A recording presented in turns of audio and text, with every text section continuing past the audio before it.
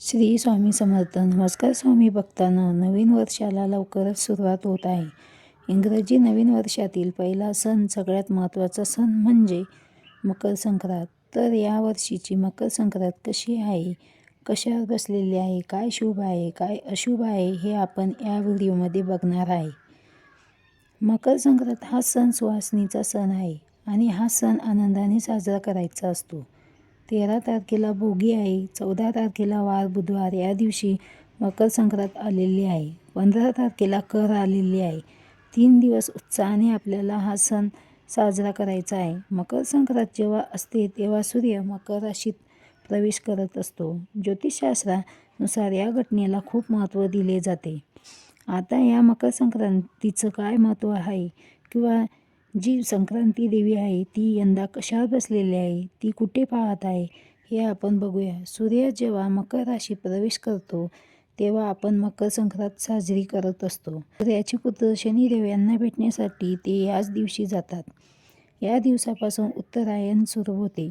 मकर संक्रांतीच्या दिवशी सूर्यनारायणाची उपासना करणे खूप महत्त्वाचे मानले जाते. मकर संक्रांतीच्या दिवशी दान करणं खूप महत्त्वाचं आहे.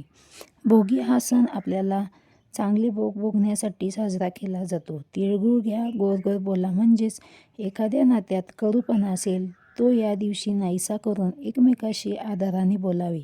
तसेच संक्रांतीच्या दिवशी वाण वाटलं जातं, हळदी कुंकू केलं जातं.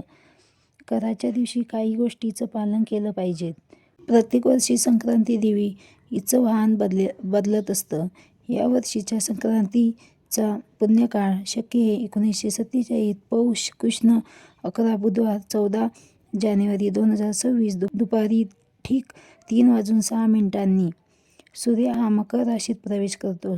संक्रांतीचा पुण्यकाळ 3:06 पासून ते 6:20 पर्यंत म्हणजे सूर्यास्तापर्यंत आहे. याच कालावधीत तुम्ही दान धर्म करू शकता. तसे 2026ला संक्रांतीचं वाहन काय आहे, ती कशावर बसलेली आहे हे बघूया.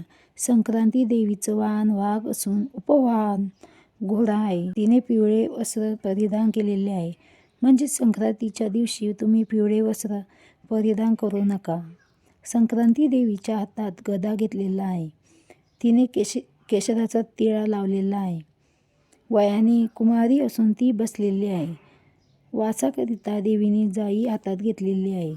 तसेच दूध आणि दुधापासून बनवलेले पदार्थ तुम्हाला संक्रांतीच्या दिवशी खायला चालणार नाही. संक्रांती देवीचे स्वरूप तुम्हाला सांगते. संक्रांती देवीचे स्वरूप हे सर्प जातीचे असून तिने मोती परिधान केलेले आहे. ती पूर्वेकडून पश्चिमेकडे जात आहे आणि वायव्येकडे पाहत आहे, असे देवीचे स्वरूप आहे. तसेच संक्रांती देवीने पिवळे वस्त्र परिधान केलेले आहे, तर आपण पिवळे वस्त्र परिधान करू नये.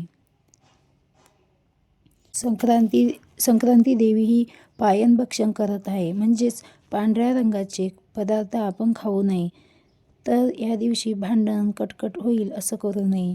ब्रह्मचर्याचे पालन करावे. दूध खाणं टाळावं, गवत कापणं टाळावं.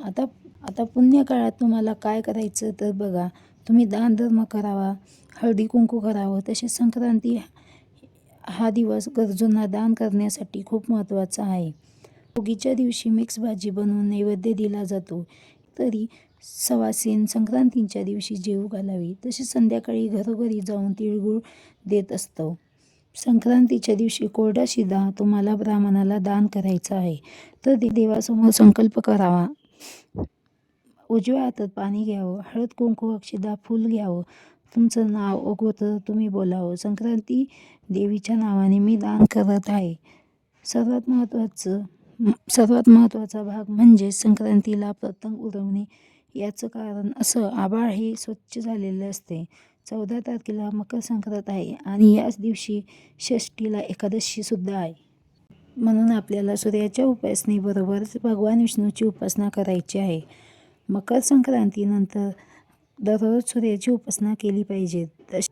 अशीच नवनवीन माहिती बघण्यासाठी व्हिडिओला लाईक, शेअर, कमेंट आणि चॅनलला सबस्क्राईब करा.